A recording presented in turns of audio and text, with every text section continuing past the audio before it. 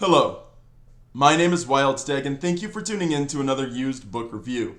Today's video will be short and it will be about a book simply titled 37 by John Brockman.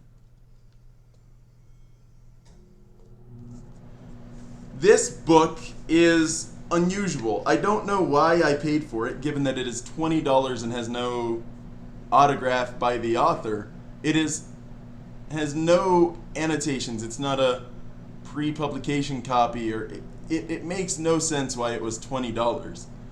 What also makes no sense is the fact that I found it in the sci-fi and fantasy section of the shelves, sorted there on August 12th, 21. I don't know why. It is a curious book, and I'll kind of explain why I think it's worth the money I put into it, while also questioning the money I put into it. Put simply, I don't think I'm the intended audience for this book. I don't think I'm intelligent or learned enough for it. I'm sure there is an audience out there for this book, but I don't know anyone who is in that audience. Here is the first page, page 1. Yeah, you read that. It literally just has the word no. Page 2 reads 37, the negation of history. Negation through ahistorical assumption, a history, no problems, only questions, a no man's land. It then goes on to really weird stuff, but almost like it expects you to not understand this book. The back of the book, after page 100, which is where it ends, reads as a footnote, page 2. John McHale correspondence, C. McHale, John, the future of the future, parentheses, New York, George Braziller, 1969, close parentheses. A history, no problems, only questions. It then goes on for a lot of the rest of the book, just really making no sense to me. I don't know any of these references, and if I did, I'm sure I would still be scratching my head questioning it.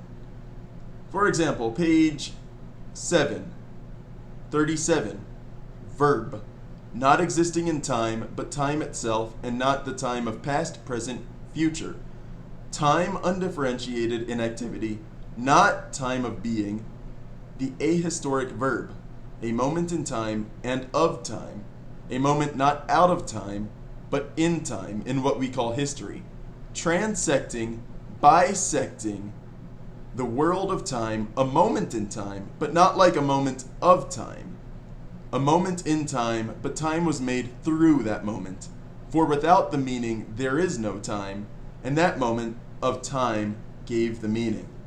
And then in the back, page 7, the citation says, T.S. Eliot choruses from the rock in The Complete Poems and Plays, 1909 through 1950, New York, Harcourt, Brace and World, 1962, page 107.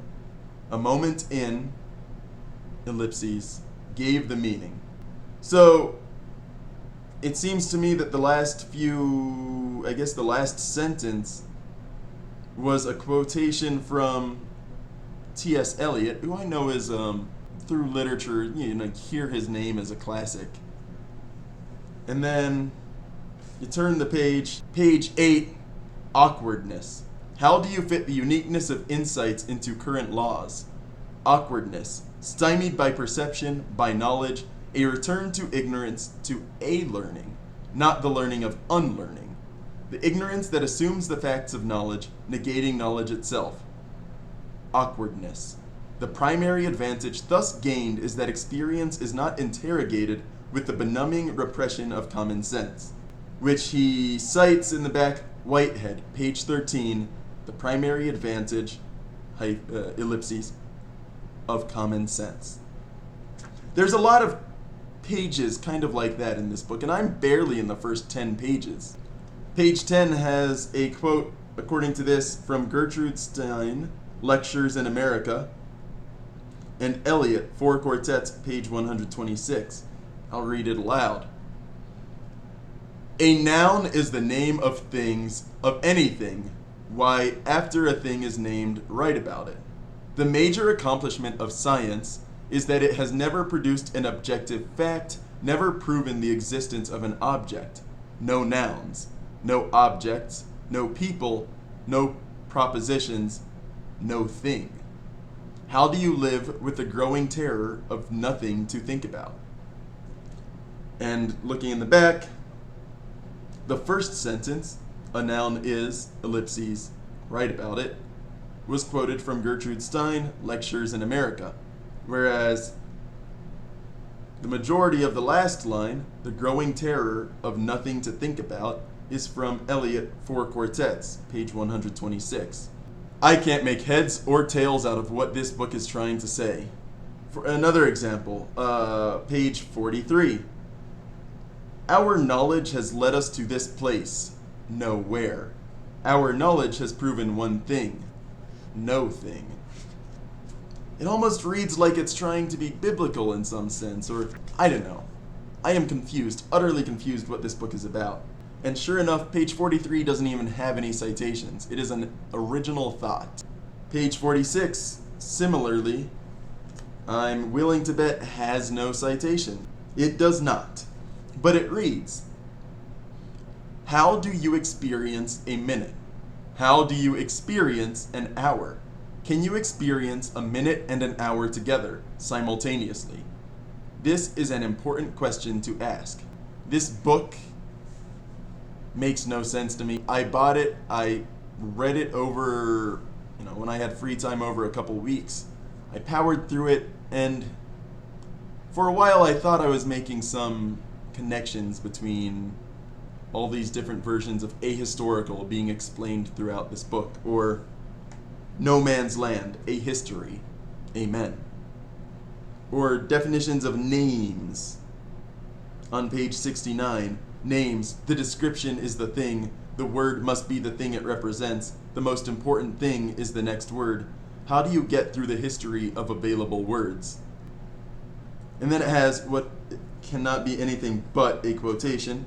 And sure enough, I look in the back, 69, it doesn't have a friggin' quotation. So he makes up this entire thing, what looks like it has to be a quote from something, and it's just throw away the lights, the definitions, and say of what you see in the dark that it is this or that it is that, but do not use the rotted names. People, names. Mind, names. Space, names. Time, names. Conscious, names. World, names. Reality, names. Future, names. Life, names. Death, names. Sex, names. Memory, names. Present, names. Past, names. Now, names. Between, names. Development, names. Body, names. Existence, names. Evolution, but do not use the rotted names. Names. If anyone knows what this is supposed to mean, please tell me. I do not get this book at all. Part of the reason I even am doing this video is because I want to crowdsource meaning from this. I have no clue what it means, but it is so absurd, so out there, that I feel like I got maybe $10 worth of enjoyment out of this. But it feels like it had to have been worth the money. And then it all culminates in page 100. Stopping. But did we ever start?